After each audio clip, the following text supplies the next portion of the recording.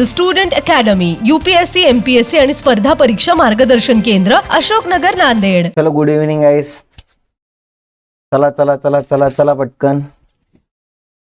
हाय हाय. चला, पहिला प्रश्न आहे आजचा आपला परकीय व्यापार धोरणासंदर्भाचा प्रश्न आहे. आता तुम्ही म्हणणार सर हा एवढा सिंपल क्वेश्चन का फॉर्म केलेला आहे? हा सिंपल प्रश्न यासाठी फॉर्म केलेला आहे कारण की याच्या पाठीमागं खूप मोठं राजकारण घडलेलं आहे. काय घडलेलं आहे बघूया आपण. बघा, मला कोण उत्तर देणार आहे? कोण उत्तर देतं पटकन सांगा मला. कोण उत्तर देतं? पहिला प्रश्न वाचायचा आहे. परकीय व्यापार धोरण 2015 ते 2020 कोणी जाहीर केलेलं आहे? पटापट पटापट कोण उत्तर देत आहे? पटापट शेअर करायचंय. चला, पहिला प्रश्न तुमच्या डोळ्यासमोर आलेला आहे. श्रीरंग जॉईन झाला का?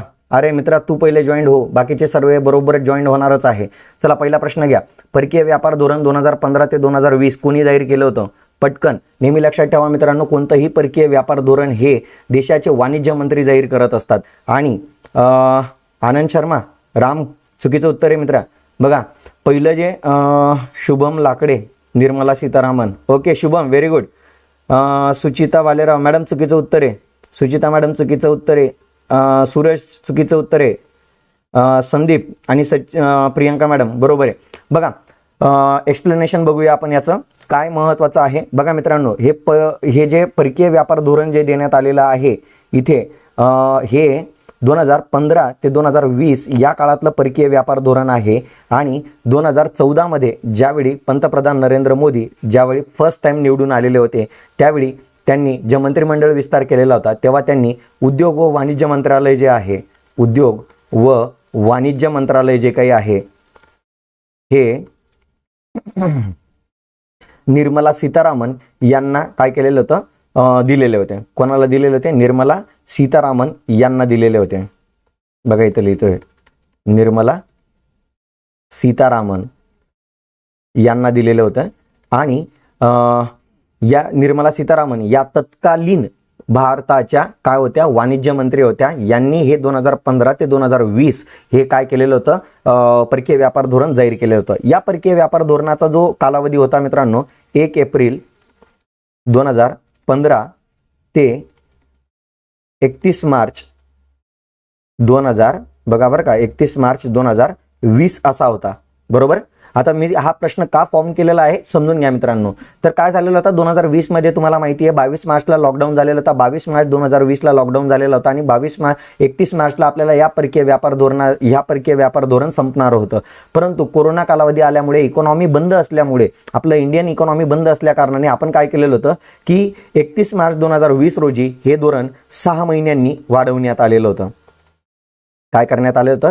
6 महिन्यांनी वाढवण्यात आलेलं होतं. मग 6 महिने करत करत करत करत करत मित्रांनो हे 2022 पर्यंत सुरू ठेवलेलं होतं. आणि आता लेटेस्टमध्ये 30 सप्टेंबर, लक्षात घ्या बरं का मित्रांनो, 30 सप्टेंबर 2022 रोजी या धोरणाचा कालावधी संपलेला होता. 6 महिन्यांचं जे एक्सटेन्शन मिळालेलं होतं ते 30 सप्टेंबर 2022 रोजी संपलेलं होतं. म्हणजे सलग 20ला संपणारं परकीय व्यापार धोरण सलग 2 वर्ष सुरूच होतं. बरोबर. म्हणजे 30 सप्टेंबर 2022ला नवीन, म्हणजे हे जे परकीय व्यापार धोरण 2015 ते 20 हे संपणार होतं. आणि 1 ऑक्टोबर, नीट लक्षात घ्या बरं का मित्रांनो, 1 ऑक्टोबर 2022 रोजी नवीन परकीय व्यापार धोरण 2022 ते 2027 डिक्लेअर केलं जाणार होतं. 2022 ते 2027 हे नवीन परकीय व्यापार धोरण हे 1 ऑक्टोबर 2022ला जाहीर केलं जाणार होतं. परंतु अगेन हे देखील इथं जाहीर करण्यात आलं नाही. आणि अगेन याला 6 महिन्यांचं काय मिळालेलं आहे? पुन्हा एक्सटेन्शन मिळालेलं आहे. 6 महिन्यांचे एक्सटेन्शन मिळालेले आहे. आणि या धोरणाचा आता जी फायनल डेट आहे, या धोरणाची आता जी फायनल डेट आहे ती आहे 31 मार्च 2023. कळलेलं आहे मित्रांनो? 31 मार्च 2023 ही काय आहे? या धोरणाची काय आहे? लास्ट डेट आहे. या धोरणाची ही लास्ट डेट आहे. ओके, झालं समजलं हा प्रश्न का फॉर्म केलेला आहे? कारण की लेटेस्टमध्ये 31 मार्च म्हणजे कालच मित्रांनो, कालच या धोरणाचा कालावधी संपलेला आहे. आणि इथनं पुढं इथनं पुढं काय केलं जाणार आहे, नवीन परकीय व्यापार धोरण 2023 पासून पुढे डिक्लेअर केलं जाणार आहे. म्हणून हे करंट अफेअरचा प्रश्न होता मित्रांनो, म्हणून हा प्रश्न फॉर्म केलेला होता. समजून घ्यायचं आहे प्रत्येक प्रश्न का फॉर्म केला गेलेला आहे. पटापट जॉईन व्हायचं आहे, पटापट लिंक शेअर करायची. नवीन जे विद्यार्थी जॉईन झालेले त्यांनी पटापट लिंक शेअर करायची आहे. पुढे बघा मित्रांनो, दुसरा प्रश्न, कंबाईनच्या पूर्व परीक्षेला कंबाईन ग्रुप बी आणि ग्रुप सीच्या पूर्व परीक्षेला आता जी संयुक्त पूर्व परीक्षा होणार आहे गट ब आणि गट क ची, तर त्याच्यामध्ये एक प्रश्न हमखास तुम्हाला राष्ट्रीय उत्पन्न चॅप्टरवर पाहायला मिळणार आहे. आणि या 15 दिवसांमध्ये आपण 15 वेगवेगळ्या कंटेंटवर प्रश्न फॉर्म करणार आहोत. सो नीट लक्ष देऊन बघायचा आहे. प्रश्न काय दिलेला आहे मित्रांनो, जीडीपी मध्ये काय मोजतोय आपण, GDP, gross domestic product. Gross domestic product काय असतो हे आपल्याला माहिती आहे, बरोबर. तरी सुद्धा मी इकडे पुन्हा एकदा एक्सप्लेन करणार आहे, कारण की प्रत्येक प्रश्न आणि त्याचं एक्सप्लेनेशन आपण डिटेलमध्ये समजून घेणार आहोत. बघा, जीडीपी मध्ये काय सांगण्यात आलेलं आहे की देशांतर्गत जे प्रक्षेत्र आहे की ज्याला आपण डोमेस्टिक टेरिटरी किंवा इकॉनॉमिक टेरिटरी म्हणतो, तर या इकॉनॉमिक टेरिटरीमध्ये खालीलपैकी कोणत्या गोष्टींचा समावेश होतो. बघा मित्रांनो, सिंपल कन्सेप्ट होता जीडीपी, जी फॉर ग्रॉस. ग्रॉसचा अर्थ आपण घेतोय, बघा ग्रॉस या शब्दाला मराठीमध्ये पर्यायी शब्द भरपूर आहेत, कारण की ग्रॉस या शब्दालाच आपण एकूण म्हणतो, ग्रॉस या शब्दालाच आपण ढोबळ पण म्हणतो, ग्रॉस या शब्दालाच आपण सकल पण म्हणतो, आणि ग्रॉस या शब्दालाच आपण स्थूल असं देखील म्हणत असतो. ओके. डी फॉर डोमेस्टिक म्हणजे काय आहे, देशांतर्गत प्रक्षेत्र, इकॉनॉमिक टेरिटरी. ज्यालाच आपण असं म्हणूया, देशांतर्गत प्रक्षेत्र म्हणजे असं क्षेत्र असतं की ज्या क्षेत्रामध्ये भारत सरकारचं प्रशासन चालतं. म्हणजे भारताचा असा प्रदेश, भारत देशाचा असा प्रदेश की ज्या प्रदेशावर भारत सरकारचं काय चालतं, प्रशासन चालतं. मग अशा प्रशासन चालणाऱ्या क्षेत्रामध्ये कोणत्या गोष्टींचा समावेश केला जातो असा आपल्याला प्रश्न विचारण्यात आलेला आहे. आणि त्याच्यामध्ये बघा, पहिला ऑप्शन देण्यात आलेला आहे, म्हणजे जे काही स्टेटमेंट देण्यात आले, पहिलं स्टेटमेंट आहे देशाची भौगोलिक सीमा. यस, देशाची भौगोलिक सीमा कशी तयार होते मित्रांनो, 28 जे काही राज्य आहेत आणि 8 जे काही केंद्रशासित प्रदेश आहेत, केंद्र, बरोबर, केंद्रशासित प्रदेश. आणि तुम्हाला माहिती आहे, ज्या आपण म्हटलेलं होतं की आपल्या किनाऱ्याला म्हणजे काय आहे, प्रत्येक आपल्या भारत देशाला काय लागलेला आहे, समुद्र किनारा लाभलेला आहे.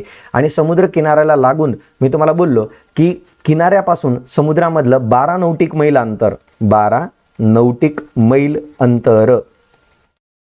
एवढं मिळून बघा, 28 राज्ये, 8 केंद्रशासित प्रदेश आणि समुद्रामधील 12 नौटिक मैल अंतर, एवढ्या मोठ्या प्रदेशामध्ये भारत सरकारचं काय चालतं मित्रांनो, प्रशासन चालतं, बरोबर. म्हणून देशाची भौगोलिक सीमा ही देशांतर्गत क्षेत्रामध्ये कन्सिडर केली जात असते. म्हणून ऑप्शन ए करेक्ट आहे. दुसरा बघा, भारताची परदेशातील दूतावास.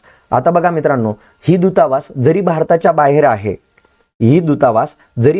बाहेर आहे तरी ही एक्सेप्शनल केस आहे की ज्याच्यामध्ये भारत सरकारची जेवढीही परदेशातील दूतावास असतील, बरोबर, एम्बसीज असतील, तर त्या भारताच्या भौगोलिक किंवा डोमेस्टिक टेरिटरीमध्ये त्याला मोजलं जात असतं.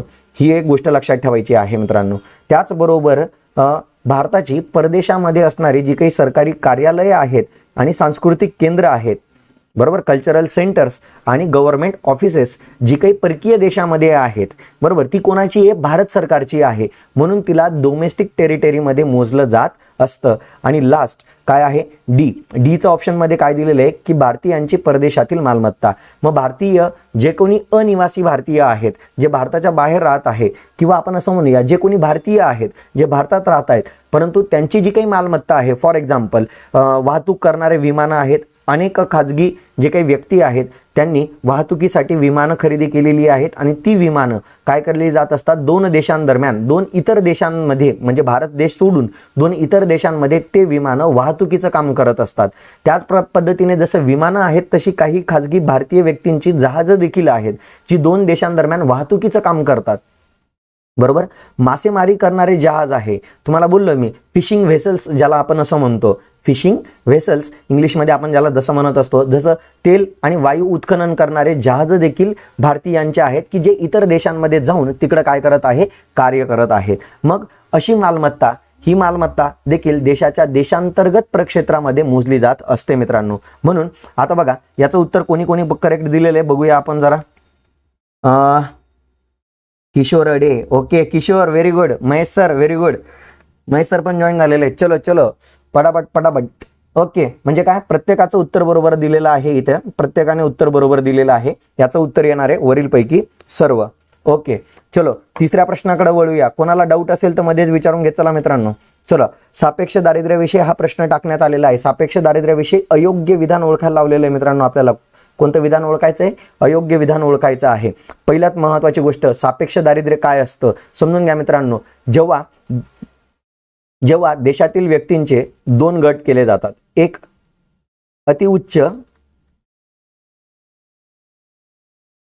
उत्पन्न व्यक्तिगट आणि एक कमी उत्पन्न व्यक्तिगट, म्हणजे काय केलं जातं, देशातील व्यक्तींचे दोन गट तयार केले जात असतात आणि या दोन गटांची उत्पन्नाच्या आधारावर तुलना करून काय केलं जात असतं, हे दारिद्र्य मोजलं जात असतं. सापेक्ष दारिद्र्य म्हणजे काय, एका व्यक्तीपेक्षा दुसरा गरीब असणं. फॉर एक्झाम्पल, आपल्याला दोघांमधली, तुमच्या आणि माझ्यामधली जर आपल्याला कंपॅरिझन करायची असेल, तुलना करायची असेल, तर सगळ्यात महत्त्वाची गोष्ट काय असते मित्रांनो, तुलना करण्यासाठी आपल्या दोघांना विकासाची समान संधी मिळणं आवश्यक असतं. बरोबर, ज्यावेळी तुम्हाला आणि मला विकासाची समान संधी मिळालेली असेल त्याच वेळी तुमची आणि माझी तुलना केली जाऊ शकते. फॉर एक्झाम्पल, आपल्या महाराष्ट्र राज्यातील व्यक्तींचा विचार करा आणि आसाम, अरुणाचल प्रदेश, नागालँड इथल्या व्यक्तींची तुलना करा. तुम्ही तुलना होऊच शकत नाही मित्रांनो. का? कारण की महाराष्ट्रातील व्यक्तींना ज्या विकासाच्या संधी मिळालेल्या आहेत त्याच विकासाच्या संधी तिकडं नागालँड, त्रिपुरा वगैरे तिकडच्या व्यक्तींना मिळालेल्या नाही आहेत. सो भारतामध्ये महाराष्ट्रामधील व्यक्तींची आणि त्रिपुरामधील व्यक्तींची तुलना केली जाऊ शकत नाही. आणि सापेक्ष दारिद्र्यामध्ये काय केलं जात असतं मित्रांनो, तुलनाच केली जात असते. म्हणून लक्षात ठेवायचं आहे मित्रांनो की जिथं जे देश विकसित देश आहेत, म्हणजे विकसित देश आपण कोणाला म्हणतो की त्या देशामध्ये विकासाच्या समान संधी मिळालेल्या असतात देशातील व्यक्तींना, म्हणून त्या देशाला आपण कोणता देश म्हणतो, विकसित देश म्हणतो. म्हणून विकसित देशांमध्ये सापेक्ष पद्धतीने दारिद्र्याचं मोजमाप केलं जात असतं. मग लक्षात ठेवायचं आहे मित्रांनो की उत्पन्नातील असमानता मोजण्याचं काम सापेक्ष दारिद्र्य करत असतं. पुन्हा एकदा IMP स्टेटमेंट लक्षात ठेवा मित्रांनो, सापेक्ष दारिद्र्य काय केलं जात असतं, उत्पन्नातील असमानता मोजण्याचं कार्य करत असते किंवा सापेक्ष दारिद्र्यामध्ये उत्पन्नातील असमानता मोजली जात असते. मग बघा मित्रांनो, आपण पहिलं जे चॅप्टर बघितलं होतं की भारतीय अर्थव्यवस्था आणि तिची वैशिष्ट्ये, या चॅप्टरमध्ये आपण लॉरेन्झ वक्ररेषा बघितलेली होती आणि लॉरेन्झ वक्ररेषामध्ये आपण असं म्हटलेलं होतं, बघा असा कर्व होता बघा तो लॉरेन्झ वक्ररेषाचा. आपण काय म्हटलेलं होतं की इकडं व्यक्तींचं कमीपासून, म्हणजे बरोबर आहे, कमीपासून इकडं जास्तीकडे आपण काय केलेलं होतं, उत्पन्न मांडलेलं होतं. बरोबर, आणि या उत्पन्नाचा राष्ट्रीय उत्पन्नामधला, नॅशनल इन्कम मधला वाटा आपण वाय ॲक्सिसवर काय केला होता, मांडलेला होता. आणि आपण असं म्हटलं होतं जर उत्पन्नामध्ये समानता असेल तर हा जो ग्राफ आहे हा स्ट्रेट लाईन आला पाहिजे. परंतु ॲक्च्युअलमध्ये आपण ज्यावेळी कॅल्क्युलेट करतो त्यावेळी असा स्ट्रेट लाईन ग्राफ येत नाही आणि त्या ग्राफला असा कर्व येतो आणि या कर्वलाच आपण लॉरेन्झ कर्व म्हटलेलं होतं. बरोबर, आणि या लॉरेन्झ कर्वमध्येच आपण काय केलेलं आहे मित्रांनो, बघा ना, इथं आपण उत्पन्नच मोजतोय. याचा अर्थ काय, आपण इथं उत्पन्नातली विषमता मोजतोय. म्हणून लॉरेन्झ वक्ररेषेमध्ये उत्पन्नाची विषमता मोजली जाते आणि या लॉरेन्झ वक्ररेषेवरनंच आपण काय काढला होता, गिनी गुणांक काढलेला होता. Yes or no? गिनी गुणांक कसा काढला जातो मित्रांनो, मग हा जो एरिया आहे त्याला ए नाव दिलं जातं, खालच्या एरियाला बी नाव दिलं जातं. A/A+B असं करून आपण काय करत असतो, गिनी गुणांक कॅल्क्युलेट करत असतो. आपण हे कॅल्क्युलेट करण्यासाठी आपण असं म्हटलेलं होतं की पहिली कंडिशन काय घेतो आपण, एला 0 करतो, बीला मॅक्सिमम ठेवतो. आणि दुसऱ्या कंडिशनमध्ये काय करतो आपण, एला मॅक्सिमम ठेवतो आणि बीला काय करतो, 0 करतो. आणि यानुसार आपल्याला असं कळतं मित्रांनो की गिनी गुणांक जो असतो तो 0 ते 1च्या दरम्यान येत असतो. आणि गिनी गुणांकाद्वारे देखील आर्थिक विषमता काय केली जात असते, मोजली जात असते, उत्पन्नातील विषमता मोजली जात असते. म्हणून पहिलं जे स्टेटमेंट देण्यात आलेलं आहे मित्रांनो की लॉरेन्झ वक्ररेषा आणि गिनी निर्देशांक हे सापेक्ष दारिद्र्याचे काय आहेत, निर्देशांक आहेत. ही गोष्ट लक्षात ठेवायची आहे, कारण की सापेक्ष दारिद्र्यामध्येच उत्पन्नातील विषमता काय केली जात असते, मोजली जात असते. आणि दुसरी महत्त्वाची गोष्ट, तर सापेक्ष दारिद्र्याचे उद्दिष्ट सर्वच प्रकारचे दारिद्र्य दूर करणे असते. आत्ताच आपण म्हटलं मित्रांनो की सापेक्ष दारिद्र्य जे असतं ते उत्पन्नातील असमानता मोजत असतं. याचा अर्थ काय आहे, सापेक्ष दारिद्र्य मोजताना आपण कोणतं दारिद्र्य दूर करणार आहोत? उत्पन्नाचे जे काही दारिद्र्य आहे, उत्पन्नाविषयीचं जे काही दारिद्र्य आहे ते आपण कमी करण्यावर भर देत असतो. म्हणजे इथं सर्वच प्रकारचं दारिद्र्य दूर करण्यावर भर देतोय का आपण? तर नाही. म्हणून बी स्टेटमेंट जे काही आहे ते रॉंग आहे. बी स्टेटमेंट रॉंग आहे. ए स्टेटमेंट करेक्ट आहे. म्हणून आपल्याला अयोग्य विधान विचारलेलं होतं. फक्त बी हे विधान काय आहे? अयोग्य आहे. ही गोष्ट लक्षात घ्या. चला, कोणी कोणी बरोबर उत्तर दिलेलं आहे मला पाहू द्या. ऑप्शन नंबर 2 कोणीच नाही दिला. Very good. याला म्हणतात कन्सेप्ट क्लिअर असणं. बघा मित्रांनो, मी तुम्हाला बोललो होतो इकॉनॉमिक्स शिकवताना, मी पहिल्याच दिवशी बोललेलो होतो. काय बोललेलो होतो मी तुम्हाला? की जर बघा मित्रांनो, जर तुमच्या इकॉनॉमिकच्या कन्सेप्ट क्लिअर असतील तर तुम्हाला साधा प्रश्न किंवा कितीही अवघड प्रश्न येऊ द्या, तो प्रश्न तुम्ही आरामात सॉल्व्ह करू शकतात. परंतु बघा, आता खूप सिंपल प्रश्न होता सापेक्ष दारिद्र्याविषयीचा, प्रत्येकाने तो शिकलेला होता, परंतु तरी सुद्धा तुमचा सापेक्ष दारिद्र्याचा एकाचंही उत्तर बरोबर आलेलं नाहीये मित्रांनो. बघा, एकाचंही उत्तर बरोबर आलेलं नाहीये. सो लक्षात घ्या मित्रांनो, कन्सेप्च्युअली क्लिअर असणं इकॉनॉमिक्ससाठी फार गरजेचं असतं मित्रांनो. तुम्ही भले एक चॅप्टर कमी वाचा, परंतु जेवढे चॅप्टर वाचणार आहेत तेवढे कन्सेप्च्युअली क्लिअर असणं गरजेचं आहे. बघा मित्रांनो, समजलं तुम्हाला? हा प्रश्न समजला का? हा प्रश्न समजला का? पुढे जायचं का आपण? चलो पुढे जाऊया, पुढच्या प्रश्नाकडे वळूया. चौथा प्रश्न, दांडेकर रथ समितीनुसार 1968-69. आता बघा, बऱ्याच जणांनी फक्त दांडेकर रथ समितीची 1960-61 चीच आकडेवारी माहीत आहे. बऱ्याच विद्यार्थ्यांना 1960-61 ची दांडेकर रथ समितीची VM दांडेकर, बघा VM दांडेकर आणि निळकंठ रथ हे दोन वेगवेगळे व्यक्ती आहेत. निळकंठ रथ हे दोन वेगवेगळे व्यक्ती आहे. यांनी भारताच्या दारिद्र्याविषयक अभ्यास करून 1960-61 आकडेवारीचा आधार पकडून भारताविषयी दारिद्र्याचं काय केलेलं होतं? मोजमाप केलेलं होतं. आणि यांनी काय सांगितलं होतं? भारताच्या दारिद्र्याच्या मोजमापासाठी कॅलरी मूल्याचा निकष लावावा. आणि कॅलरी मूल्याच्या निकषाद्वारे भारतातील दारिद्र्याचं मोजमाप केलं जावं ही सांगणारी ही पहिली समिती होती. आणि हिने सांगितलं होतं 2250 कॅलरीज काय केलं जावं म्हणे, कॅलरीजच्या निकषाद्वारे भारतातील दारिद्र्य मोजलं जावं. आणि 1960-61 मध्ये बघा मित्रांनो, 1960-61 मध्ये यांनी जो उपभोग खर्च कॅल्क्युलेट केलेला होता, बरोबर, मासिक उपभोग खर्च, मी तुम्हाला इथं कोणता खर्च सांगतोय? मासिक उपभोग खर्च सांगतोय, बरोबर. हा मासिक उपभोग खर्च काय कॅल्क्युलेट केला होता? ग्रामीण भागासाठी 15 रुपये आणि शहरी भागासाठी 22.50 रुपये. हाच खर्च वार्षिक जर कॅल्क्युलेट केला तर 180 रुपये ग्रामीण भागासाठी आणि 270 रुपये शहरी भागासाठी होता, बरोबर. परंतु इथं आपल्याला 60-61 ची आकडेवारी विचारलेली नाहीये मित्रांनो. इथं आपल्याला आकडेवारी जी विचारलेली आहे ती 1968-69 सालाची आकडेवारी विचारलेली आहे. आणि 1968-69 ची पण कोणती आकडेवारी विचारलेली आहे? वार्षिक उपभोग खर्च विचारलेला आहे. कोणता खर्च विचारलेला आहे? वार्षिक उपभोग खर्च विचारलेला आहे. आणि हा उपभोग खर्च आहे मित्रांनो, हे नेहमी मोस्ट IMP क्वेश्चन आहे मित्रांनो. हा क्वेश्चन तुम्हाला लक्षात ठेवावा लागणार आहे. आणि याचं उत्तर आहे ग्रामीण भागासाठी 324 रुपये तर शहरी भागासाठी 486 रुपये हे सांगितलेलं होता.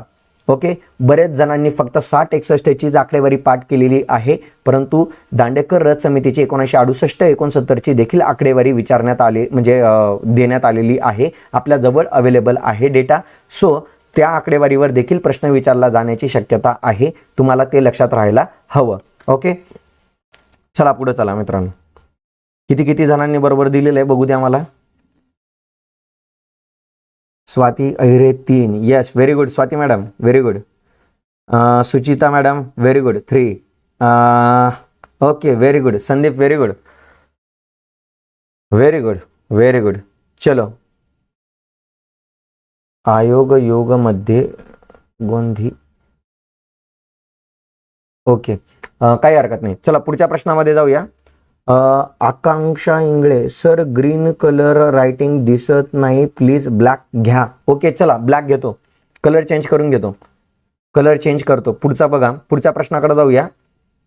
5वा प्रश्न, कलर चेंज करून घेतो. ब्लॅक दिसेल का? ब्लॅक दिसेल का?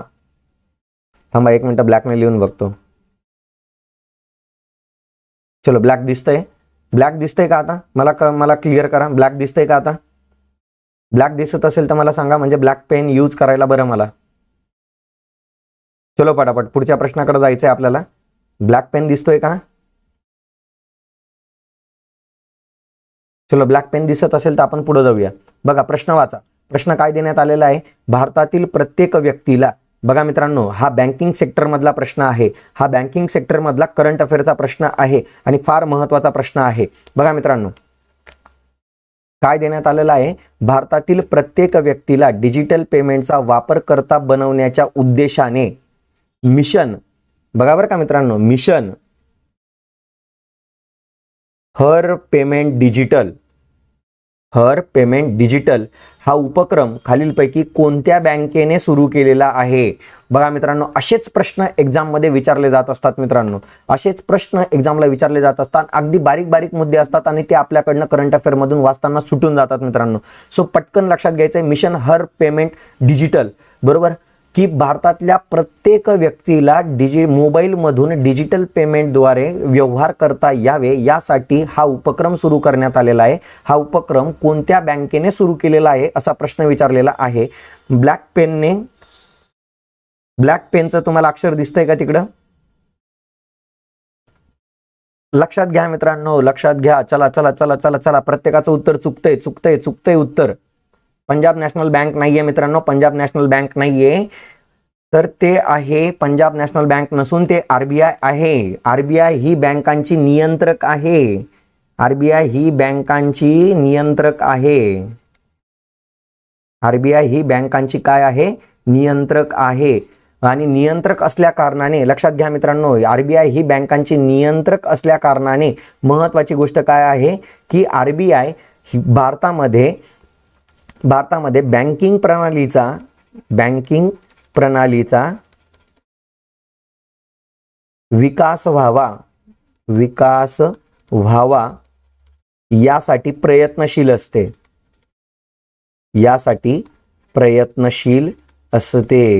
सो लक्षात ठेवा, ही जी योजना आहे, हा जो उपक्रम आहे, हा आरबीआय द्वारे काय करण्यात आलेला आहे?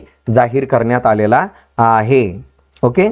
आणि हा कधी जाहीर करण्यात आलेला आहे? तर हा लक्षात ठेवा मित्रांनो, हा 6 मार्च 2023चा जो काही डिजिटल पेमेंट वीक आपण सेलिब्रेट केलेला होता. कोणता? काय केलेलं होतं आपण? बघा, डिजिटल पेमेंट अवेअरनेस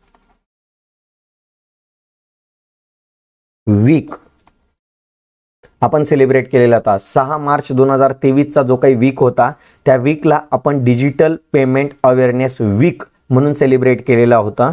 आणि या वीक मध्येच आरबीआयने हा उपक्रम काय केलेला आहे? जाहीर केलेला आहे. चला, किती जणांनी आता क्लिअर केलेला आहे? ओके, प्रशांत झाला का जॉईन तू? Suraj, RBI. Okay, RBI. Vaishali madam नमस्कार. Okay, very good. चलो सूरज, व्हेरी गुड, चांगला अभ्यास करतोय म्हणजे आहे तुझं लक्ष. चला पुढे चला. चला पुढचा प्रश्न, 6वा प्रश्न. तुटीचा अर्थ भरणा. पब्लिक फायनान्स सगळ्यात महत्वाचा चॅप्टर आहे. सगळ्यात महत्वाचा चॅप्टर आहे मित्रांनो. चला, पब्लिक फायनान्स वरचा पहिला प्रश्न काय आहे? तुटीच्या अर्थ भरण्याचे खालीलपैकी कोणते दुष्परिणाम आहे? तुटीचा अर्थ भरणा करणं म्हणजे नेमकं काय आहे? बघा मित्रांनो, आपलं एकूण जे उत्पन्न आहे, ते उत्पन्न कसं आहे? कमी आहे. आणि आपला एकूण जो काही खर्च आहे, बरोबर, हा खर्च आपला कसा आहे? जास्त आहे. बघा, मग एकूण उत्पन्नापेक्षा किती खर्च आपण जास्त करत आहे? एकूण उत्पन्नापेक्षा आपण किती खर्च जास्त करत आहे, किंवा हा जो काही जास्तीचा खर्च केला जाणार आहे, यासाठी आपण जी काही पेमेंटची, म्हणजे जास्तीचा खर्च करण्यासाठी, नेहमी लक्षात ठेवा मित्रांनो, जास्तीचा उत्पन्नापेक्षा जो खर्च आपण जास्तीचा करणार आहेत, बरोबर, जास्तीचा खर्च करण्यासाठी जी काही बघा मित्रांनो, जास्तीचा खर्च करण्यासाठी जी काही पेमेंटची व्यवस्था केली जाते, पैशांची जी काही व्यवस्था केली जाते, त्या व्यवस्थेलाच तुटीचा अर्थ भरणा असं म्हटलं जातं. आणि तुटीचा अर्थ भरणा आतापर्यंत आपण, म्हणजे तुटीचा अर्थ भरण्यासाठी आपण 3 गोष्टींचा वापर करतो. कोणत्या कोणत्या गोष्टींचा वापर करतो? 1, आरबीआय कडनं कर्ज घेतो. आरबीआय कडील कर्ज. आरबीआय कडनं कर्ज घेऊन आपण काय करत असतो मित्रांनो, आरबीआय कडनं कर्ज घेऊन आपण तुटीचा अर्थभरणा करत असतो. दुसरं महत्त्वाची गोष्ट काय आहे, कॅश बॅलन्सेस. आरबीआय भारत सरकारचे जे काही कॅश बॅलन्सेस असतात, म्हणजे स्वतः जवळचा जो काही संचित रोख पैसा आहे, कॅश बॅलन्सेस ऑफ गव्हर्नमेंट, हा याचा वापर करत आपण असतो. आणि तिसरा जो काही आहे, आपण जे काही टी बिल्स असतं म्हणजे ट्रेजरी बिल्स जे काही असतात, हे ट्रेजरी बिल्स भारत सरकार आरबीआयला विकते आणि त्या बदल्यात नवीन चलन निर्मिती करून घेते. नवीन चलन निर्मिती करून घेते. ओके, या 3 गोष्टींचा वापर तुटीचा अर्थ भरण्यासाठी भारत सरकार करत असते. बरोबर, काय करत असते, या 3 गोष्टींचा वापर भारत सरकार करत असते. आणि या अगोदर आपण परकीय मदत, बघा बरं का मित्रांनो, या अगोदर आपण परकीय मदत आणि परकीय कर्जे या दोघांचा देखील वापर आपण 1991 पर्यंत करत होतो. परंतु 1991 नंतर आपण या दोन्ही गोष्टींचा वापर तुटीचा अर्थ भरणा करण्यासाठी काय करून दिलेला आहे, बंद करून दिलेला आहे. बघा, पहिली पोखरण अणु चाचणी जी झालेली होती, त्याच्यानंतर भारताला परकीय मदत म्हणजे फॉरेन एड मिळणं फार कमी होत गेलेलं होतं. आणि आज सध्या परकीय मदत स्वीकारणं हा भारताच्या प्रेस्टिजचा विषय आहे. भारत सरकार स्वीकारत नाही परकीय मदत. ओके, दुसरी महत्त्वाची गोष्ट, परकीय कर्ज जे काही असतं, आपण 1991 ला बघितलं तर $2.2 बिलियन आपण परकीय कर्ज घेतलं होतं. याच्यावरचा प्रचंड व्याजावर खर्च झालेला होता. म्हणून 1991 नंतर भारत सरकारने परकीय कर्जाचा देखील वापर तुटीचा अर्थ भरण्यासाठी करत नाही. मग भारत सरकार तुटीचा अर्थ भरण्यासाठी फक्त अंतर्गत कर्जाचाच वापर करते आणि अंतर्गत कर्ज तेही देखील आरबीआय कडूनच घेते, जनतेकडून घेत नाही, बँकांकडून घेत नाही. ही गोष्ट क्लिअर करा मित्रांनो डोक्यामध्ये. ओके, मग आता बघा, मग जर तुटीचा अर्थभरणा केला तर त्याचा दुष्परिणाम अर्थव्यवस्थेमध्ये काय होतो हे आपल्याला समजून घ्यायचं आहे. तुटीचा अर्थभरणा होतोय याचा अर्थ काय होतोय मित्रांनो, की भारत सरकार एकूण उत्पन्नापेक्षा खर्च जास्त करत आहे, म्हणजेच अर्थव्यवस्थेमधला पैसा वाढवत आहे. आरबीआय काय करत आहे, आपण असं म्हणूया, भारत सरकार काय करत आहे, अर्थव्यवस्थेमधला पैसा वाढवत आहे. बरोबर, आणि अर्थव्यवस्थेमध्ये सरकार काय करत आहे, बघा एक एक ऑप्शन आपण स्टेप बाय स्टेप जाऊया. सरकारी खर्चात प्रचंड वाढ होते, कारण की सरकार काय करत आहे, उत्पन्नापेक्षा जास्तीचा खर्च करत आहे. म्हणून सरकारी खर्चामध्ये साहजिकच गोष्ट आहे, वाढ तर होणारच आहे. त्याच्यानंतर काय होणार आहे, सरकारी खर्चामध्ये वाढ झाल्यामुळे काय होणार आहे, बघा मित्रांनो, नवीन रोजगार निर्मिती होणार आहे, नवीन उद्योग सुरू होणार आहे, देशामध्ये रोजगार निर्मिती होणार आहे. रोजगार निर्मिती झाल्याने देशातील बेरोजगारी कमी होणार आहे, लोकांजवळचा पैसा वाढणार आहे आणि लोकांजवळचा पैसा वाढल्याने बँकांजवळचा देखील पैसा वाढणार आहे आणि बँकांची पतनिर्मिती देखील वाढणार आहे. बँकांची पतनिर्मिती वाढली तर अगेन लोकांजवळचा पैसा वाढणार आहे. आणि बघा, यामुळे काय होणार आहे मित्रांनो, बँकांची पतनिर्मिती वाढल्यामुळे महागाई अर्थव्यवस्थेमध्ये पाहायला मिळू शकते. बरोबर, महागाई अर्थव्यवस्थेमध्ये निर्माण होणार आणि अर्थव्यवस्थेमध्ये ज्यावेळी महागाई निर्माण होते, बरोबर, तर सिंपल गोष्ट आहे मित्रांनो, जेव्हा आपण 10 रुपयाचा चहा 20 रुपयाचा होणार आहे तर आपल्यापैकी बरेच जण 10 रुपयाचा चहा पिणं बंद करून देणार आहे. याचा अर्थ काय, जो व्यक्ती डेली 10 रुपये खर्च करत होता, महागाईमुळे आता त्याने ते जो चहा 10 रुपयाचा कप होता तो 20 रुपये झालेला असल्या कारणाने त्याने आता चहा पिणं बंद करून दिलेलं आहे. म्हणजेच याचा अर्थ काय आहे, की जो पूर्वी दररोज 10 रुपये खर्च करत होता, आता तो दररोज सक्तीचे काय करत आहे, 10 रुपये सेव्ह करत आहे. म्हणून इथं सक्तीची बचत देखील होत असते मित्रांनो. आणि खाजगी गुंतवणुकीच्या संरचनेत बदल होतो. जसं बघा मित्रांनो, सरकारी खर्चात वाढ होणार आहे, तसं काय होणार आहे, अर्थव्यवस्थेमधला पैसा वाढून अर्थव्यवस्थेचा जो काही ग्रोथ रेट आहे, जीडीपी रेट जो काही आहे तो वाढणार आहे. आणि जीडीपी रेट वाढल्या कारणाने गुंतवणुकी काय होणार आहे, इतर देशांमधली जी काही गुंतवणूक आहे ती अगेन भारतामध्ये येणार आहे. म्हणून खाजगी गुंतवणुकीच्या संरचनेमध्ये काय होतं मित्रांनो, तुटीच्या अर्थ भरण्यामुळे बदल होत असतो. ओके, म्हणून चारीच्या चारी ऑप्शन्स काय आहे मित्रांनो, बरोबर आहे. हे चारीच्या चारी दुष्परिणाम आपल्याला तुटीच्या अर्थ भरण्यामुळे पाहायला मिळू शकतात. ओके, वरीलपैकी सर्व कोणी कोणी उत्तर बरोबर दिलेलं आहे. गोपाल ठाकरे फक्त अ ब क, का बरं सरकारी खर्चात वाढ नाही होत का? गोपाल, उत्तर चुकलेलं आहे तुझं, तर क्लिअर दिसत नाहीये. ओके, ब्लॅक पेनने दिसतंय का? मी तुम्हाला तेव्हाच तर विचारलं होतं, ब्लॅक पेनने दिसतंय का तुम्हाला? ब्लॅक पेनने दिसत असेल तर मला सांगा तसं, मग म्हणजे मी ब्लॅक पेन यूज करतो. चलो, ब्लॅक पेनने तुम्हाला एकदा दाखवून देतो ब्लॅक पेनने कसं दिसणार.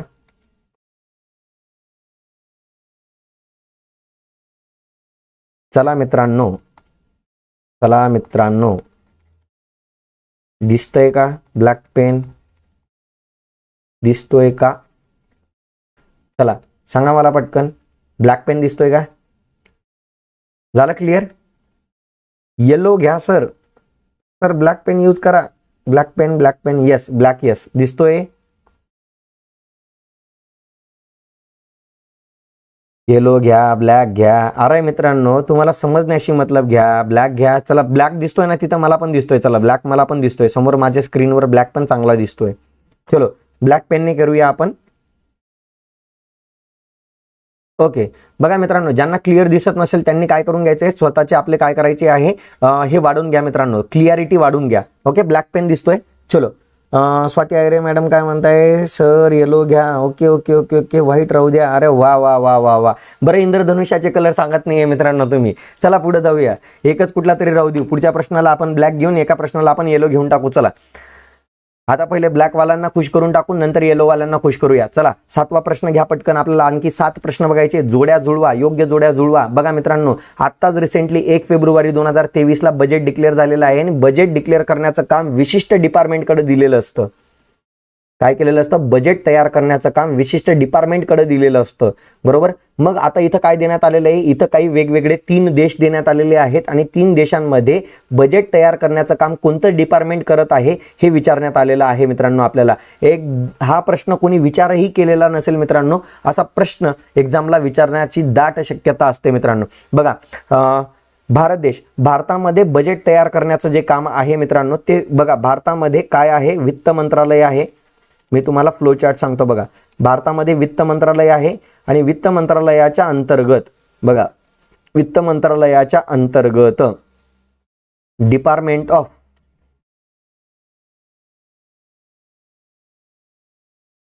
इकॉनॉमिक अफेअर्स हे डिपार्टमेंट आहे आणि या डिपार्टमेंट मार्फतच बजेट तयार करण्याची प्रक्रिया पार पाडली जात असते. ओके. सो भारत देशाचा जो क्रमांक लागतो तो 3 नंबरला लागतोय.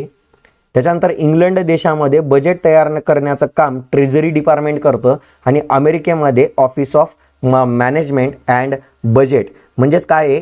अचं उत्तर आहे 3. बघा, अचं उत्तर आहे 3, बचं उत्तर आहे 2 आणि कचं उत्तर आहे 1. Option number 1. अनेक जणांना माहिती देखील नसेल मित्रांनो. अनेक जणांना हे माहिती देखील नसेल. ओके.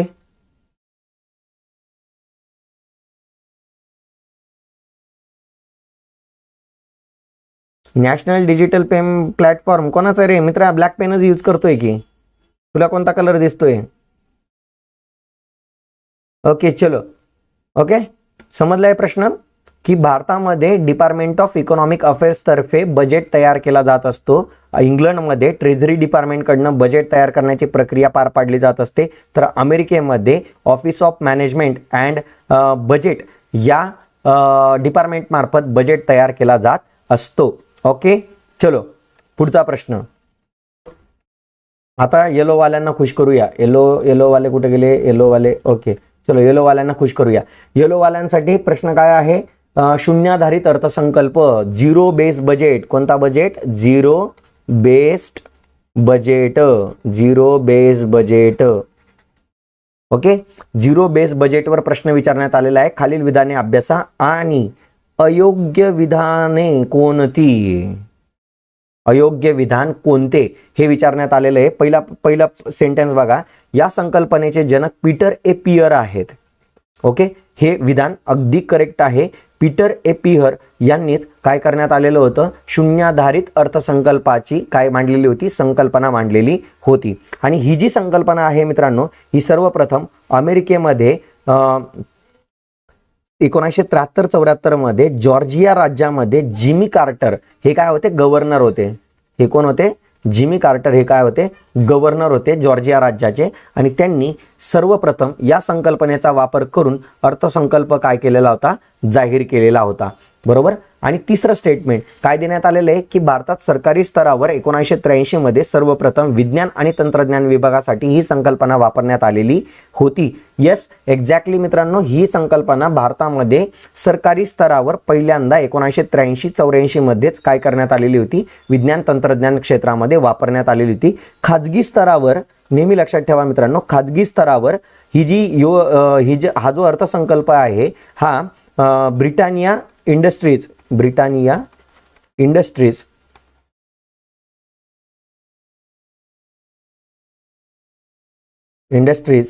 आणि युनियन कार्बाइड, काय आहे, युनियन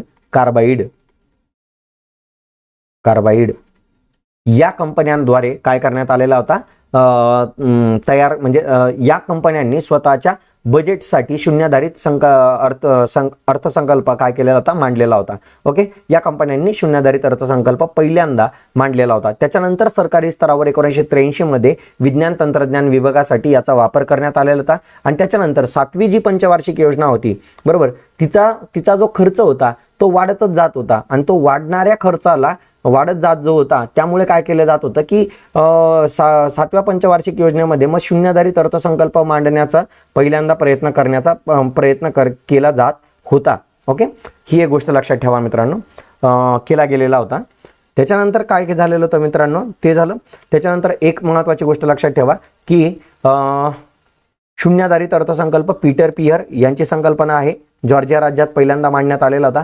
मग शून्याधारित अर्थसंकल्प म्हणजे काय आहे की कुठल्याही गोष्टीचा खर्च ठरवत असताना त्या गोष्टीचा आधार शून्य मानायचा आहे. म्हणजे खर्च ठरवतानाचा जो काही आधार आहे तो शून्य मांडायचा आहे. म्हणजे अगदी नव्याने कुठलीही गोष्ट जी आपल्याला करायची असेल, अगदी नव्याने त्या गोष्टीचा विचार करून त्या गोष्टीसाठी खर्चाची तरतूद करणं, याला शून्याधारित अर्थसंकल्प म्हटला जात असतो. मग शून्याधारित अर्थसंकल्प जाहीर करण्याचा उद्देश काय आहे मित्रांनो, तर शून्याधारित अर्थसंकल्प जाहीर करण्याचा उद्देश एकच आहे, काही ज्या अनावश्यक योजना आहे किंवा काही ज्या गरजेच्या नसणाऱ्या ज्या काही योजना आहेत त्या अजून पण सुरूच असतात. अनेक वेळा त्या योजनेवरती प्रचंड खर्च केला जात असतो, परंतु सध्या त्या योजनेचं काहीच काम नसतं. अशा ज्या काही योजना असतात मित्रांनो, त्या योजना बंद करण्यासाठी किंवा अशा योजनांसाठी खर्चाची तरतूद न करता यावी यासाठी शून्याधारित अर्थसंकल्पाचा वापर केला जातो. ओके मित्रांनो, मग इथं काय आहे मित्रांनो, तिन्हीच्या तीन विधानं काय आहेत, बरोबर आहेत. आणि आपल्याला काय विचारलेलं आहे, अयोग्य विधान कोणते. मग कोणतंही विधान अयोग्य नाहीये, सर्वच्या सर्व विधाने काय आहेत, बरोबर आहेत. चला, कोणी कोणी उत्तर बरोबर दिलेलं आहे. एमपीएससी वॉरियर कोण आहे मित्रा, तुझं उत्तर चुकलेलं आहे बरं का. 3 नंबर देतोय तू, 3 नंबर नाहीये. त्याचं उत्तर काय आहे, कोणतेही नाही. ओके. आणि शून्याधारित जो अर्थसंकल्प आहे हा सगळ्यात पहिल्यांदा 1986 ला राज्य स्तरावर मांडण्यात आलेला होता आणि तो महाराष्ट्र राज्याने मांडलेला होता. कोणत्या राज्याने मांडलेला होता, महाराष्ट्र राज्याने मांडलेला होता. तत्कालीन जे आपले शंकरराव चव्हाण हे मुख्यमंत्री होते आणि सुशील कुमार शिंदे हे भारताचे आपलं महाराष्ट्राचे कोण होते, फायनान्स मिनिस्टर होते. ओके, हाच पेन राहू द्या, क्लिअर दिसतोय. Okay, very good. शून्यापासून नव्याने सुरुवात करणे, व्हेरी गुड प्रशांत. चलो, म्हणजे बऱ्यापैकी तुम्ही अभ्यास करता आहेत. स्वाती मॅडम बरोबर आहे तुमचं उत्तर. चलो पुढे जाऊया मित्रांनो, पुढचा प्रश्न घेऊया. पुढचा प्रश्न बघा मित्रांनो, अर्थसंकल्प 2023 मध्ये नवीन वैयक्तिक उत्पन्न करानुसार सर्वाधिक अधिभाराचा दर 37% कमी करून -% करण्यात आलेला आहे. आत्ताचा जो रिसेंटली बजेट डिक्लेअर झालेला आहे 1 फेब्रुवारी 2023 रोजी, या बजेटमध्ये नवीन वैयक्तिक उत्पन्न कर म्हणजे काय आहे, न्यू पर्सनल इन्कम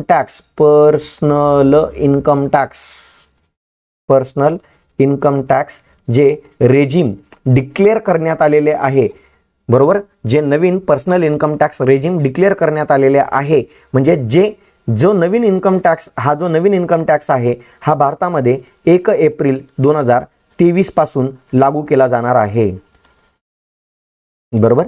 मग या नवीन टॅक्स सिस्टीम नुसार, या नवीन वैयक्तिक उत्पन्न करानुसार काय म्हटलेलं आहे की सर्वाधिक अधिभाराचा दर, म्हणजे अधिभार म्हणजे काय रे मित्रांनो, सरचार्ज. आणि सरचार्ज म्हणजे काय असतं मित्रांनो, हा जास्तीचा कर आहे. काय म्हणतोय मी, सरचार्ज जो असतो हा जास्तीचा कर असतो, हा प्रत्येकाला भरायचा नसतो. बरोबर. जो व्यक्ती जास्तीत जास्त कर भरू शकतो अशाच व्यक्तींवर हा कर बसवला जात असतो. बरोबर. हा कर प्रत्येक व्यक्तीला दिला जात, म्हणजे प्रत्येक व्यक्ती हा कर भरत नसतो. हा कर ज्या व्यक्तींचं उत्पन्न खूप जास्त आहे असेच व्यक्ती हा कर भरत असतात. बरोबर. म्हणून नवीन टॅक्स रेजिमनुसार काय म्हटलेलं आहे की याचं जे मॅक्सिमम पर्सेंटेज होतं ते 37% होतं, आणि आता ते 37%वरनं कमी करून ते सध्या किती करण्यात आलेलं आहे, 25% करण्यात आलेलं आहे. ही एक गोष्ट लक्षात राहू द्या. किती टक्के करण्यात आलेलं आहे, 25% करण्यात आलेलं आहे. ओके. किती टक्के करण्यात आलेलं आहे, 25% करण्यात आलेलं आहे. ही गोष्ट लक्षात राहू द्या. चला, कोणी कोणी उत्तर बरोबर दिलेलं आहे.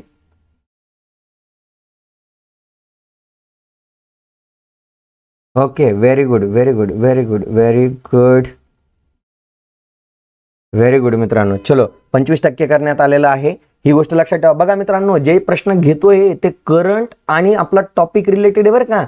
आता बघा, टॅक्स सिस्टीमवर डायरेक्ट प्रश्न न विचारता त्याच्या करंट अफेअरवर प्रश्न विचारलेला आहे. प्रश्न का असा हाच प्रश्न का फॉर्म केला हे पण समजून घ्या मित्रांनो. प्रश्न कसे फॉर्म होतात आणि प्रश्न कसे येतात ह्या देखील गोष्टी महत्वाच्या आहेत. चलो पुढे जाऊया. पुढचा प्रश्न, 10वा प्रश्न काय म्हटलेलं आहे, खालीलपैकी कोणते पैशाचे अनुषंगिक कार्य नाही. कंटिंजंट फंक्शन.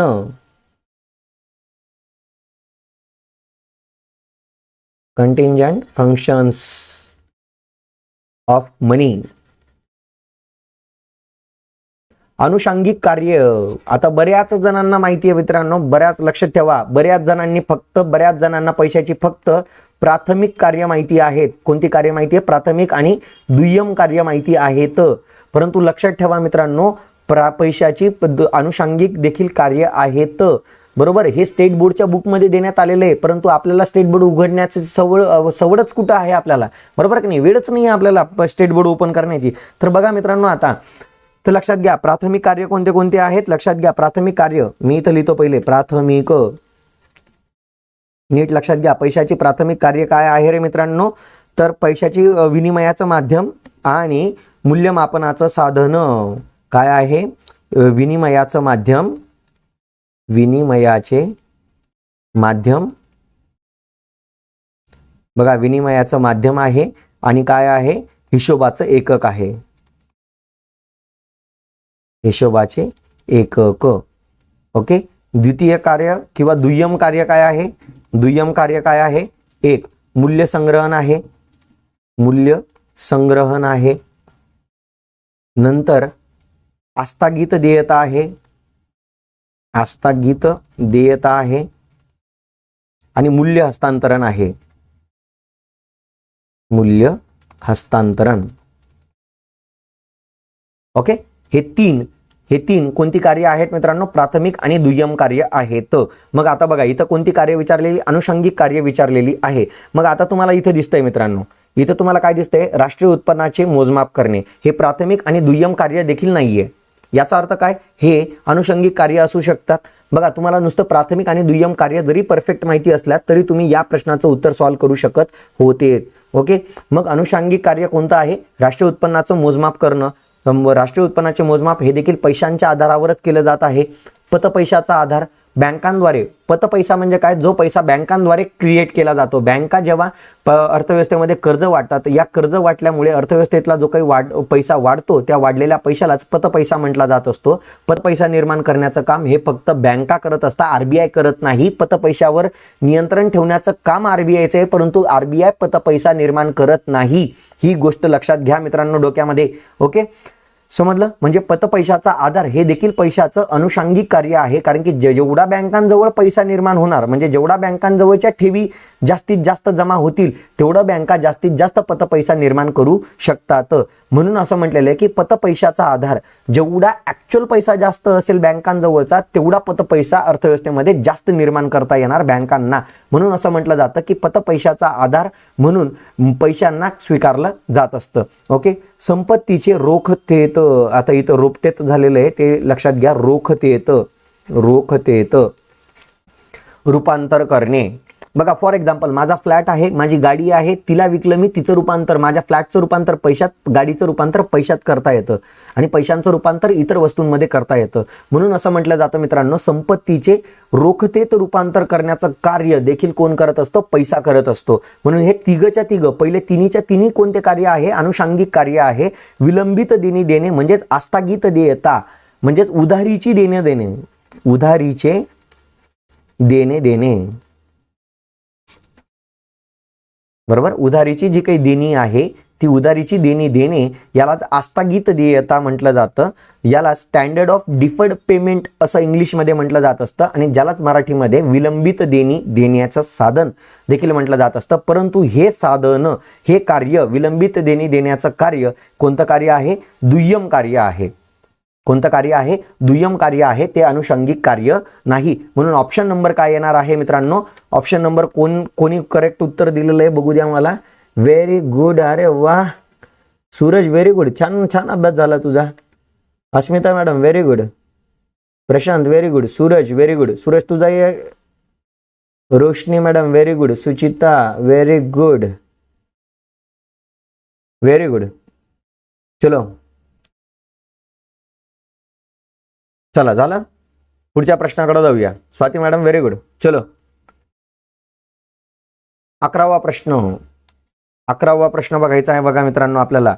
11वा प्रश्न, 11व्या प्रश्नामध्ये काय म्हटलेलं आहे? जागतिक गुंतवणूक अहवाल, world investment report, world investment report 2022 नुसार असं म्हटलेलं आहे की जगात सर्वाधिक FDI होणाऱ्या देशांच्या यादीमध्ये भारत कितव्या क्रमांकावर आहे?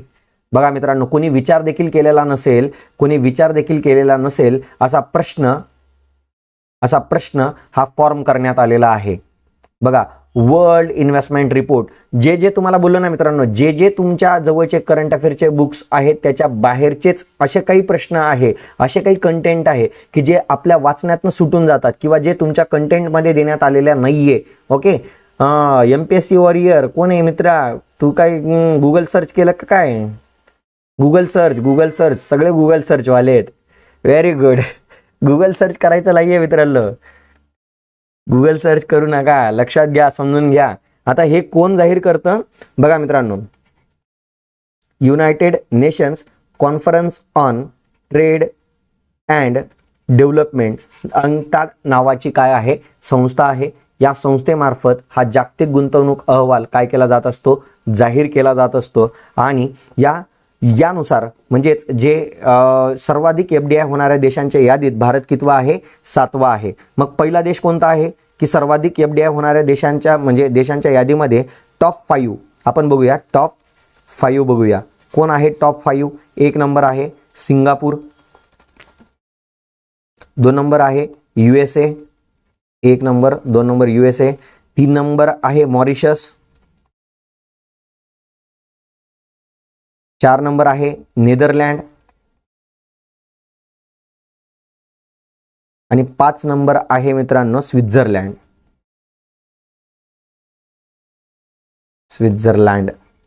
ओके, समजलं?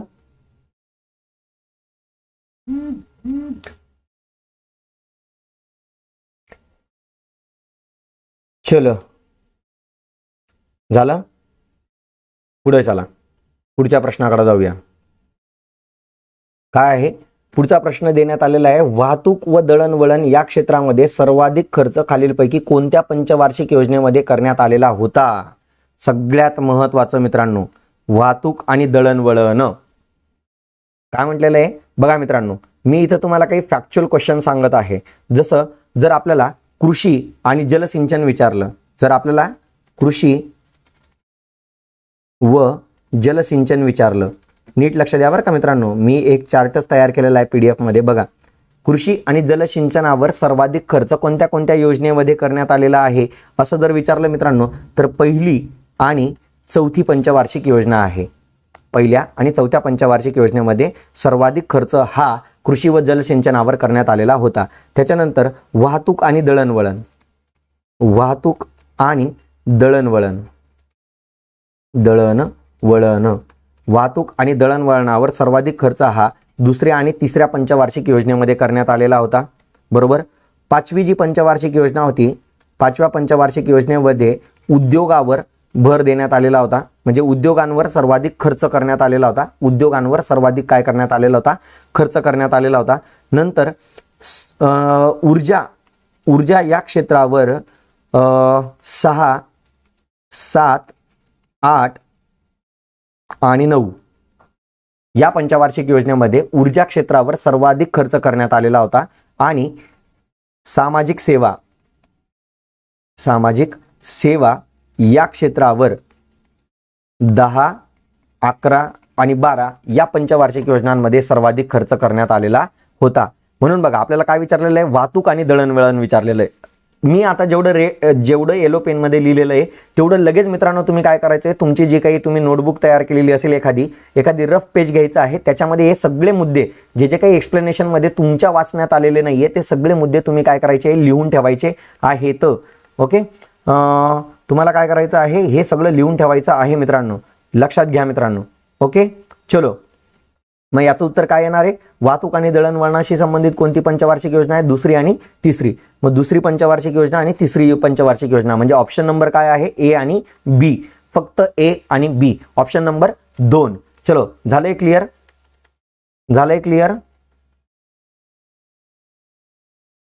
नाही मित्रा, कोण आहे? Our culture is agriculture. मित्रा उत्तर चुकलंय तुझं.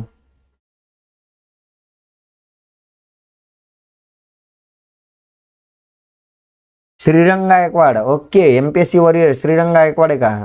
ओके श्रीरंग, काही हरकत नाही. चलो, समजलंय प्रत्येकाला? आता मी इथं जे येलो पेजमध्ये जे काही दिलेलं आहे तेच इम्पॉर्टंट, येलो पेनने जे काही लिहिलेलं आहे तेच इम्पॉर्टंट आहे. ते तुम्ही तुमच्या नोट्समध्ये काय करून घेत चला? अपडेट करून घेत चला. चला पुढचा प्रश्न घेऊया. 13वा प्रश्न. खालीलपैकी कोणत्या पंचवार्षिक योजनेमध्ये साध्य दर हा अपेक्षित वृद्धी दरापेक्षा जास्त ठरला? बघा, आपण बघूया साध्य दर कोणत्या याच्या पंचवार्षिक योजनेमध्ये जास्त ठरलेला होता. आता आपण बघूया. पहिली जी पंचवार्षिक योजना होती, पहिली पंचवार्षिक योजना, तिच्यामध्ये अपेक्षित वृद्धी दर होता 2.1% होता. आणि साध्य दर जो झालेला होता, म्हणजे जो दर साध्य झाला पहिल्या पंचवार्षिक योजना पूर्ण झाल्यानंतर, तर तो होता 3.6%. बरोबर. त्याच्यानंतर जर आपण विचार केला मित्रांनो, त्याच्यानंतर आपण डायरेक्ट विचार केला तर पाचवी पंचवार्षिक योजना होती. पाचव्या पंचवार्षिक योजनेचा जो साध्य दर होता, म्हणजे अपेक्षित दर होता, तो 4.4% होता. तो साध्य झाला 4.8% साध्य झाला. त्याच्यानंतर सहावी जी पंचवार्षिक योजना होती, सहाव्या पंचवार्षिक योजनेचा दर होता 5.2% अपेक्षित होता, परंतु जेव्हा साध्य झाला तेव्हा 5.7% तो साध्य झाला. त्याच्यानंतर सातवी पंचवार्षिक योजनेचा जो दर होता तो ठरवलेला होता 5%, साध्य झाला 6%. त्याच्यानंतर होता मित्रांनो आठवी पंचवार्षिक योजना. आठव्या पंचवार्षिक योजनेमध्ये दर होता 5.6% आणि साध्य दर झाला होता 6.7%. ओके. एवढ्या पंचवार्षिक योजना होत्या मित्रांनो. पाठ करून टाका. 1, 5, 6, 7, 8. 5, 6, 7, 8. 1 आणि 5, 6, 7, 8. लक्षात ठेवा मित्रांनो. 1, 5, 6, 7, 8 एवढ्या पंचवार्षिक योजना आहेत की या पंचवार्षिक योजनेमध्ये अपेक्षित दरापेक्षा साध्य दर कसा ठरलेला आहे? जास्त ठरलेला आहे. म्हणजेच वरीलपैकी सर्व पंचवार्षिक योजनांमध्ये हे ठरलेलं आहे. किती जणांनी उत्तर बरोबर दिलेलं आहे? अरे एवढे कसे हुशारून गेले? अरे ते बोल्ड दिसलं. अरे सॉरी, तरीच म्हटलं हे असं का होतंय, म्हटलं ते बोल्ड केलेलं विसरून गेलेलं आहे मी, ते काढायचं विसरून गेलेलं आहे. तरीच म्हटलं सगळ्यांचे उत्तर कसे बरोबर येत आहेत? बरोबर की नाही? सगळ्यांचे उत्तर कसे बरोबर येत आहेत म्हटलं.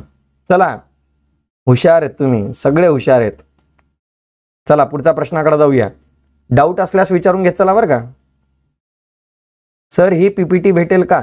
पीपीटी नाही मित्रांनो, पीडीएफच टाकणार आहे. मला ज्यांच्याकडे माझा नंबर नसेल, माझा व्हॉट्सअप नंबर दिलेला आहे, व्हॉट्सअप नंबरला मला हाय मेसेज टाका. तुमचं नाव, तुमचं ज्यांचे नंबर सेव्ह आहे त्यांची गरज नाही, पण जे पहिल्यांदा माझा नंबर सेव्ह करत असतील, जे व्यक्ती पहिल्यांदा माझा नंबर सेव्ह करत असतील, त्यांनी फक्त काय करायचं आहे, तुमचं नाव, तुमची सिटी आणि फक्त PDF एवढाच मेसेज करा. तुम्हाला तुमची PDF व्हॉट्सअप नंबरला मिळून जाईल. ज्यांचं टेलिग्राम चॅनल, जे टेलिग्रामला असतील त्यांनी टेलिग्रामला करा. टेलिग्रामला सेम नंबर आहे आपला, एकच नंबर आहे जो सगळीकडे आहे. ते आम्ही बघितलंच नाही sir. Nitin very good, Nitin Rithe very good. Nitin तू हुशार आहेस. मग तू जर न बघता उत्तर दिलं असेल नितीन, व्हेरी गुड, खूप भारी आहे, भारी आहे. तुला बघितलेलं आहे, तुझा औरंगाबादला अभ्यास छान होता. उर्मिला मॅडम तुम्ही पण जॉईन झाल्या का? Very good, very good Urmila madam. करा करा करा अभ्यास करा पटकन. सर आन्सर दिसतंय. हां तेच ना प्रशांत, करू जाऊ दे. आता या पीडीएफला होऊन गेलंय, पुढच्या पीडीएफला आपण चेंज करून टाकू. आता या पीडीएफला घाई गर्दीत माझ्याकडनं राहून गेलं ते.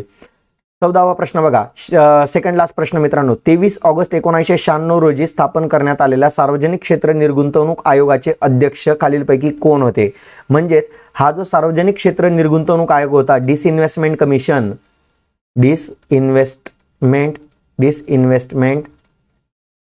कमिशन, निर्गुंतवणूक आयोग हा फर्स्ट निर्गुंतवणूक आयोग होता. काय होता? फर्स्ट आयोग होता, बरोबर. आणि याची शिफारस सी रंगराजन 1993 यांनी केलेली होती. यांनी सांगितलं होतं की भारतामध्ये डिसइन्व्हेस्टमेंट कमिशन स्थापन केलं जावं म्हणे, आणि त्यांच्या शिफारसीनुसार काय करण्यात आलं तर डिसइन्व्हेस्टमेंट कमिशन स्थापन करण्यात आलं होतं. पहिलं जे डिसइन्व्हेस्टमेंट कमिशन आहे ते 23 ऑगस्ट 1996 डिक्लेअर करण्यात आलेलं होतं, आणि हे 3 वर्षांसाठी होतं, फक्त 3 इयर्ससाठी होतं. त्याला नंतर त्याला एक वर्ष त्याला एक्सटेन्शन मिळालेलं होतं. ओके. आणि याचे पहिले अध्यक्ष होते जी.व्ही. रामकृष्ण. ओके, जी.व्ही. रामकृष्ण हे काय होते? याचे पहिले अध्यक्ष होते, बरोबर. आर.एच. पाटील हा दुसरा निर्गुंतवणूक आयोगाचे अध्यक्ष होते. दुसऱ्या निर्गुंतवणूक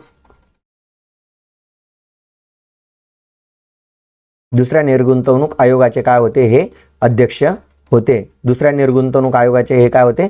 अध्यक्ष होते. सी रंगराजन 1993 ही कमिटी स्थापन झाली होती, आणि या कमिटीने डिसइन्व्हेस्टमेंट कमिशन स्थापन केलं जावं असे शिफारस केलेली होती. एम नरसिंहन यांनी वित्तीय क्षेत्र सुधारणा विषयक समिती होती, ही काय होती? वित्तीय क्षेत्र सुधारणा विषयक काय होती? वित्तीय क्षेत्र आणि बँकिंग क्षेत्र सुधारणा विषयक समिती होती. वित्तीय क्षेत्राची समिती स्थापन झाली होती 1991 आणि बँकिंग क्षेत्रामध्ये सुधारणा घडवून आणण्यासाठी 1997 त्यांच्या अध्यक्षतेखाली समिती स्थापन करण्यात आलेली होती. या गोष्टी लक्षात घ्या मित्रांनो. हा जो प्रश्न आहे हा 1991च्या आर्थिक संकटावर काय करण्यात आलेला होता? तयार करण्यात आलेला होता, बरोबर. चला, कोणी कोणी उत्तर बरोबर दिलेलं आहे? प्रियंका खैरे सर अजून किती वेळ क्लास दुसरा क्लास पण आहे मॅथ्सची? झाला मॅडम, शेवटचा प्रश्न आहे प्रियंका मॅडम, शेवटचा प्रश्न आहे. 15च प्रश्न घेणार आहे, 14 प्रश्न झालेले, एकच प्रश्न राहिलेला आहे. तेवढा प्रश्न पाहून मग तुम्ही दुसऱ्या बॅचला जाऊ शकतात. चलो पुढे जाऊया. हां, 15वा प्रश्न आणि शेवटचा प्रश्न मित्रांनो. भारताच्या एकूण लोकसंख्येपैकी सगळ्यात अवघड प्रश्न आहे मित्रांनो हा. चला, कोणाकोणाला उत्तर येतं तिथं ते डार्क केलं गेलेलं आहे यार. चलो, भारताच्या लोकसंख्येपैकी 5 ते 20% दरम्यान लोकसंख्या असलेल्या राज्यांमधून विसंगत पर्याय ओळखा. म्हणजे भारताची जी एकूण लोकसंख्या आहे, या एकूण लोकसंख्येपैकी 5 ते 20% लोकसंख्या असणाऱ्या राज्यांमध्ये म्हणजे असं कोणतं राज्य आहे की ज्याची ही 5 ते 20% लोकसंख्या नाहीये, बरोबर. असा प्रश्न आपल्याला विचारण्यात आलेला आहे. म्हणजे भारताच्या एकूण लोकसंख्येपैकी 5 ते 20% लोकसंख्या यापैकी या 4 राज्यांपैकी 3 राज्यांमध्ये आहे, एका राज्यामध्ये नाहीये. ते राज्य कोणतं आहे आपल्याला ते ओळखायचं आहे. बघा मित्रांनो, असे लक्षात घ्या मित्रांनो, असे एकूण 8 राज्य आहेत. किती राज्य आहेत? 8 राज्य आहेत. किती राज्य आहेत? असे एकूण 8 राज्य आहेत की ज्यांच्यामध्ये एकूण लोकसंख्येपैकी 5 ते 20% लोकसंख्या वास्तव्य करत आहेत. ओके, किती टक्के लोकसंख्या? असे किती राज्य आहेत? 8 राज्य आहेत. ही 8 राज्य कोणती कोणती आहेत मी लिहितोय बघा, क्रमाने लिहितोय बरं का मी, क्रमाने. बघा, महाराष्ट्र, बिहार, सॉरी क्रमाने नाहीये ती, महाराष्ट्र, बिहार, त्याच्यानंतर पश्चिम बंगाल, त्याच्यानंतर आंध्र प्रदेश,